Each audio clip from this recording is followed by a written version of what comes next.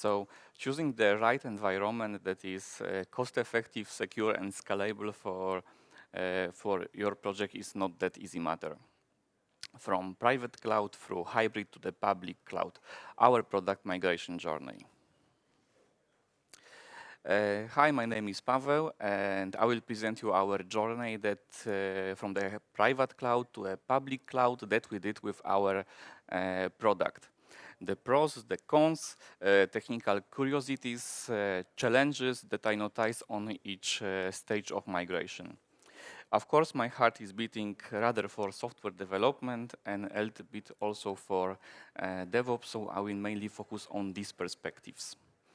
A few words about my humble person. I'm software developer, mainly working with Java, Kotlin, and .NET C#.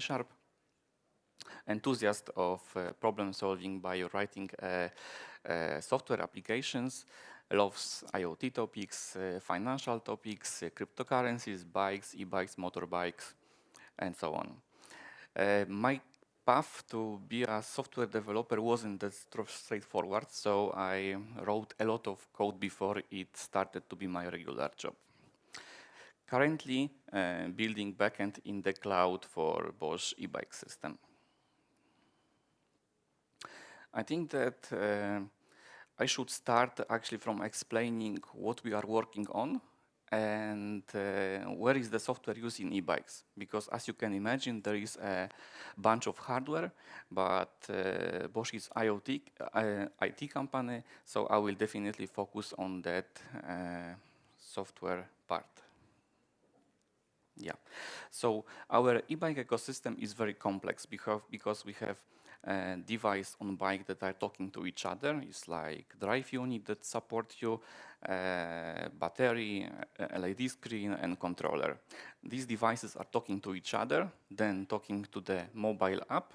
So it is called Flow App in our case, and the mobile app is talking to the cloud. And the e-bike cloud is a heart of this entire ecosystem. Cloud is used directly or indirectly by other tools. And for instance, it is used by factories during flashing devices, by manufacturers for assembling the devices and configuring them, also by authorized services that perform diagnostic and provide maintenance to e-bike users. And of course by e-bike users at the end, that they have a lot of features available in the cloud. It can be, for example, adjusting settings of e-bike to their needs, and they can also record their activities and synchronize it with third-party application, like, for instance, from Apple. They can use also a so-called feature lock and unlock to protect their bike. It works like that the bike is paired with the user account in the cloud, and only the owner of that account can lock and unlock entire e-bike mechanism. That makes e-bike less attractive to steal. And of course, cloud is used for users that they can download latest upgrades, patches to enrich new features even after purchasing a bike. E-bike cloud also provides a security layer. We integrated external KMS provider, and we provide cryptographical functionality via our facade service that wraps up this KMS service. And by the way, this service is developed by my team here in Poland.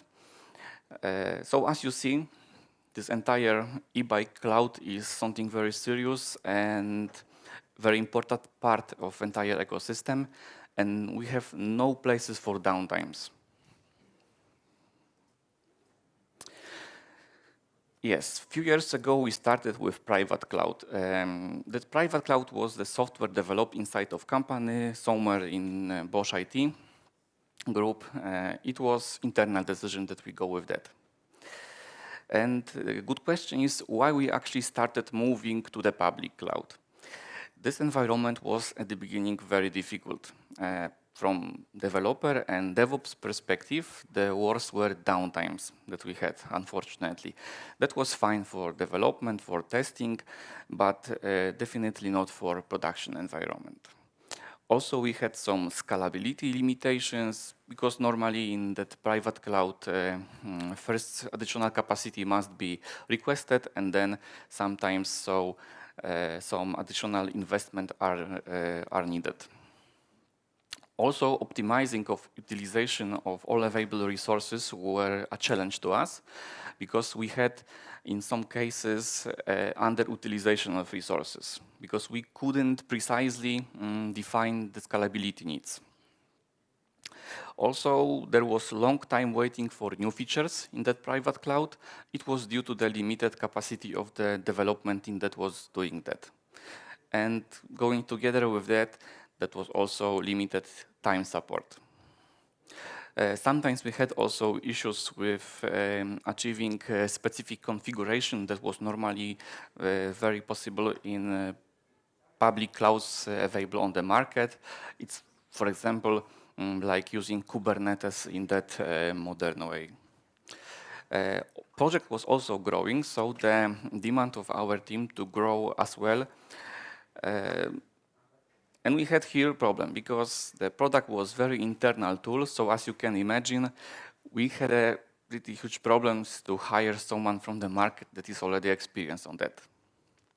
And last but not at least, point strictly from me, from the developer perspective, because it was internal tool, that was not giving me that fun. Learning and gaining knowledge about that was not giving me that fun. That was giving playing with the public cloud tools like from Amazon that can be used actually everywhere and are commonly known on the market.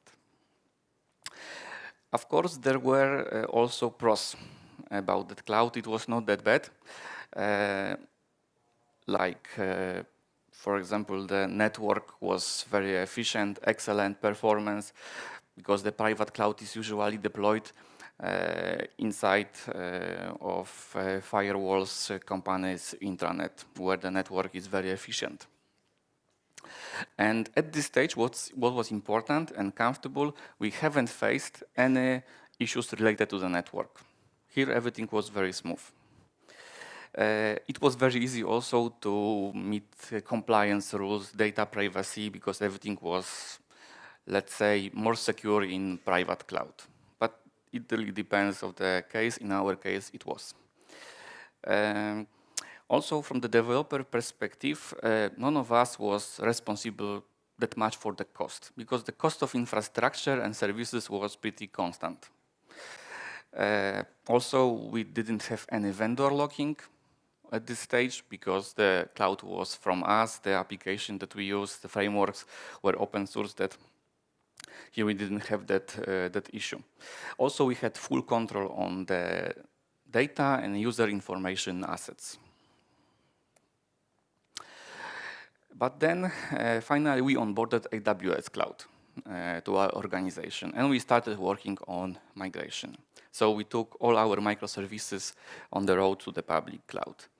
And here may be a question why it was AWS, and the answer is very trivial. It was simply in the time of decision making, AWS provided us best support. Yeah, then it happened. We had both clouds. We were in, let's so-called hybrid cloud. And what was the concept of working in this hybrid cloud? As you know, in big companies like Bosch's, we have some internal rules that we have to follow. And the upper management decision was to have so-called on-transit data, which means that the data that we are processing can be in the public cloud. But when we are finishing processing, then we should send them back to the private. So as you can imagine, that was huge data flow between clouds. And it was a pretty big challenge actually to handle that. To handle that in efficient and secure way. Because we have also on board excellent network specialists. We did it. Of course, we used also AWS Connect, and we handled that challenge. I have to also tell you about the darker side of being in hybrid cloud. From, again, developer perspective, it was that in this concept, only some services were working on AWS, the rest still were working in private cloud. And I would say that it was a small social issue because, as you can imagine, most of developers wanted to work on AWS services that are commonly known on the market. Also, from the technical curiosities, we have some issue with Kafka at the beginning because Kafka was deployed on public cloud, and we had problems that Kafka was not reachable from the application in private cloud. Maybe now it is fixed by AWS, but at the time of repairing this setup, that was a problem, and it required from us some additional efforts to make it working. I remember personally that error tracing in this condition was also a nightmare. Of course, we had common trace ID in both clouds, but nevertheless, in case of issue to find the root cause, we should investigate something using two tools. In private cloud, it was Splunk, and in public, it was Elasticsearch.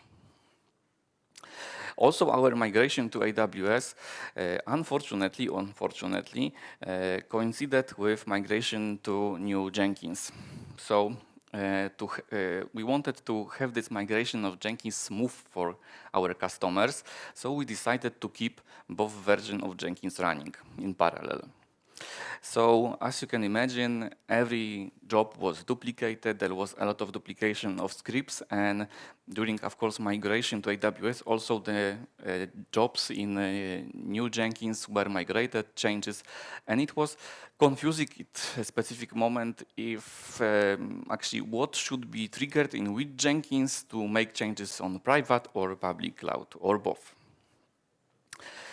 I remember that also we had some weird topics with Jenkins agent setup. For example, for DevOps, it took like 4 to 5 days to set up a new agent on private cloud, comparing to 3 to 5 minutes on public cloud. So it is a pretty big difference.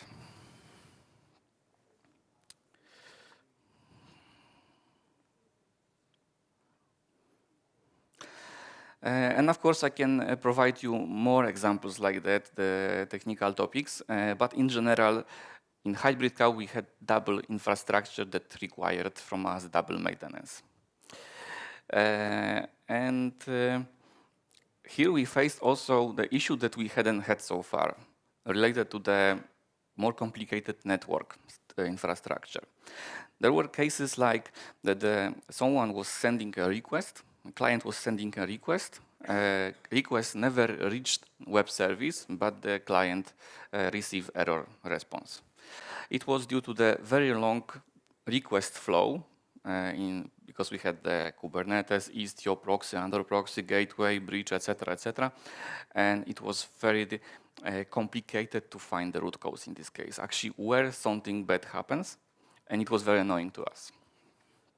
I think that from my perspective, it was the worst topic in this environment. But before I will finish the stage with the hybrid cloud, I feel that I need to also clarify something, that is hybrid cloud solution so bad as I presented you? It is not. Simply in our case, it didn't work mainly because of concept of on-transit data. The concept was too complicated and we were not too satisfied with that. In general, hybrid cloud is a mix of two types of clouds at least, so private and public. So normally we can benefit from both worlds. And it can be like better protection sensitive data that can be stored only on the private side. Also, it's easier to meet localization and data privacy rules. we had some cases, because this product is international, that many countries have data localization law that requires organization to keep customer personal data in the same localization when it was collected. Also, what I can say more, in case of unexpected, it's easier to meet and handle unexpected higher peak load. So of course the application by normal can work in private cloud, but in case of higher peak load, we can also launch them on public, or vice versa. It depends on the setup, of course. Also, so-called disaster recovery strategy is also here very common. And the last, what I would like to underline is increasing the innovation and agility. And this is actually why startups love public cloud that much. The ability to respond quickly on the market needs, develop and deploy required solution with lowest entry possible price investment and stay ahead of the competitors.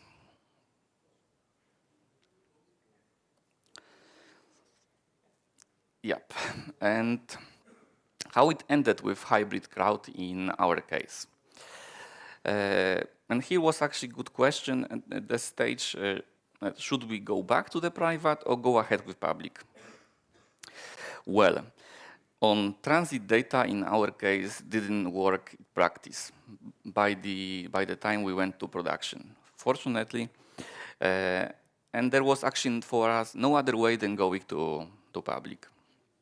Finally, we were led to go to a cloud-first approach, which means that all applications should be deployed on public, and only for a really good reason we could put something on private. And then, from that moment, from my perspective, the migration really started, because all teams start working on migration. And according only my team experience, how this migration was divided. And it's important point that it is only on experience of my team, not entire eBay, because we have like over 100 and few developers in many countries. First stage, we focus in researches and exploration to feel comfortable with new environment.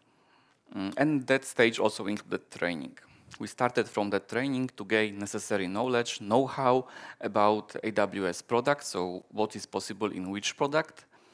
Also to get familiar with pricing model, because pay-as-you-go model is making actually every team member responsible for costs of infrastructure.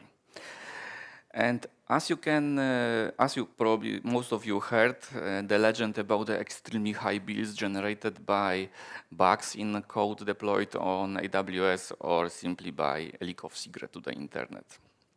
So we wanted to really avoid this kind of cases.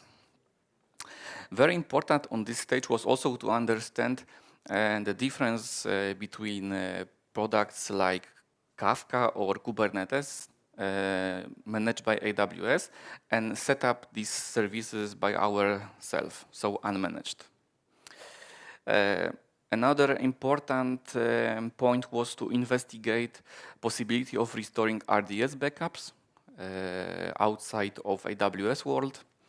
And of course, another good practice about the building solution in AWS. So at the end of this stage, entire team had to feel comfortable with that environment before higher priority task. The second stage, we started from this easier task and we didn't plan actually to deliver too much that phase. We focused on building new applications that we had on roadmap to just face the biggest AWS unknown things. And when we hit that moment that we had new application working on AWS, we of course ensured that the communication between them works well and communication also with outside world. And then at the end also we ensured that the security is on the place. And next stage was migrating of the REST service that left on the private cloud, starting from development stage, QA, ending on production when everything was fine. And in general, during this entire migration, we had a split focus because we were migrating services and simultaneously we were also maintaining the current one working on private cloud. And that was pretty complicated because the product was still under development. So every time we delivered new feature, we had to consider if we should deploy it to only public cloud or to private cloud as well. And also important point that due to some technical reason, we had separate repositories of the same applications for both clouds. And of course, in cases of critical bugs like recent with Log4j, we had to, of course, maintain and deploy the bug fixes for both environments.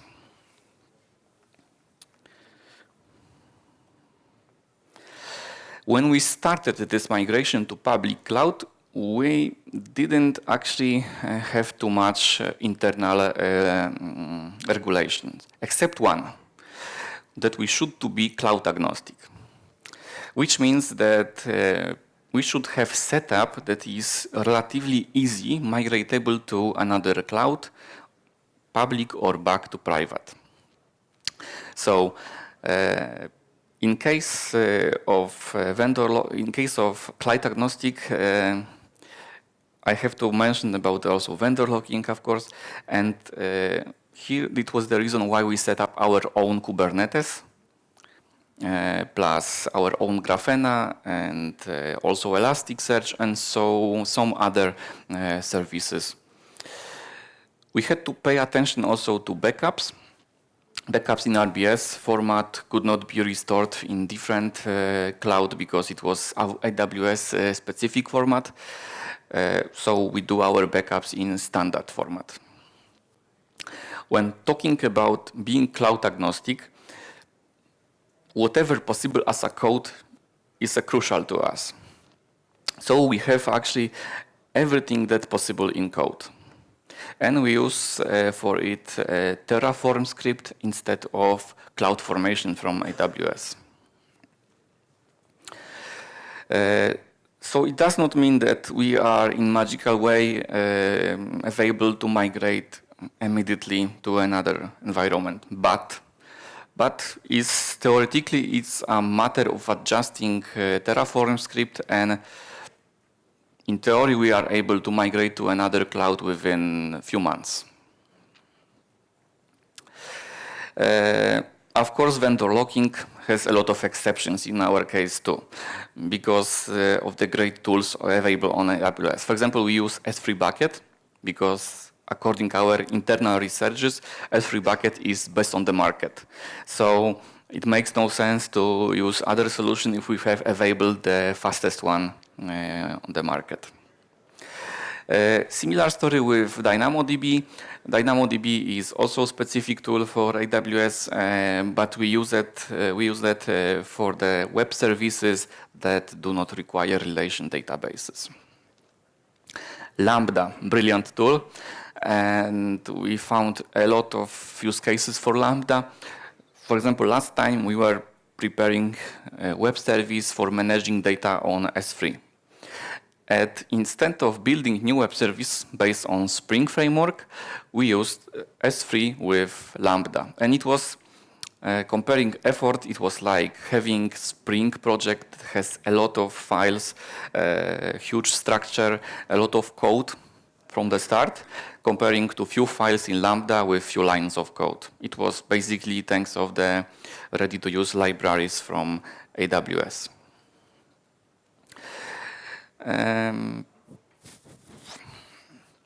So we use this also AWS specific tools because it can very often can speed up process of delivering solution. Very valid point that we had to take care was also data security regulation and local, like European regulation. But in general, it was pretty straightforward to us because we had a legal department on place. The only thing that we have to take care was and keep in mind was that S3 data can be actually everywhere, so we cannot store them any personal or sensitive data. Having Kubernetes managed by ourselves on bunch of EC2 instances makes us responsible for our updates and patching the Kubernetes nodes, of course, operation systems that were working on EC2. And to be really up to date with all EC2 instances, that's very fun, and you can say that's crazy, but we do not patch them at all. Instead of that, we are recreating them periodically with the Terraform plan and few scripts in background. And when, of course, new node goes up healthy, then we replace the current one by the latest upgraded one. And thanks to that, we keep everything much more up to date than you can expect. After entire migration to AWS, I would like to also share with you some of my remarks that actually after that, every team member, every of us became responsible for the costs. So we were paying attention, for example, during the preparing the data structure for Dynamo, use one or more indexes. So because we were responsible also for cost, maybe on smaller part, but also. We were waiting, of course, less time for new resources because these resources on public cloud are available immediately. Yeah. And what else?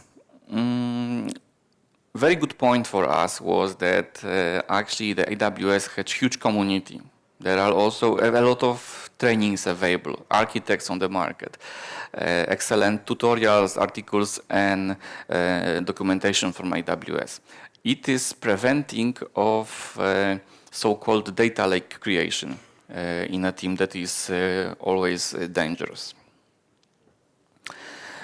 And from my perspective, it's pure fun to learn and work with AWS tools that can be used everywhere and you can face them really everywhere. And to sum it up, is the public cloud the perfect solution for everyone?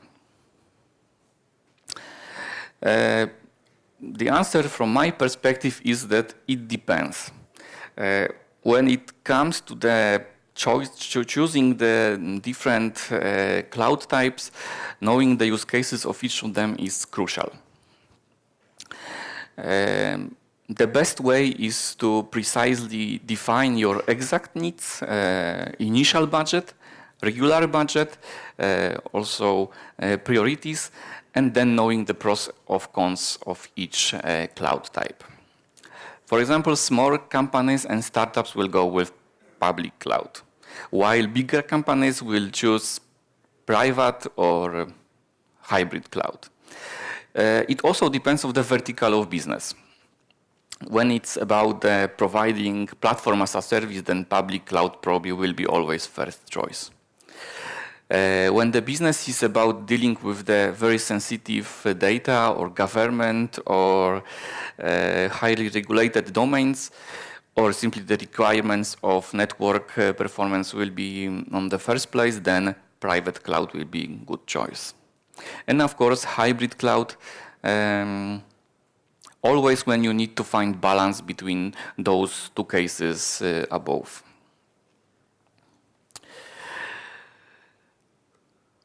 With this, we came to the end of the presentation. I hope that you heard something that was interesting for you, that maybe inspired you. So I would like to thank you for your attention.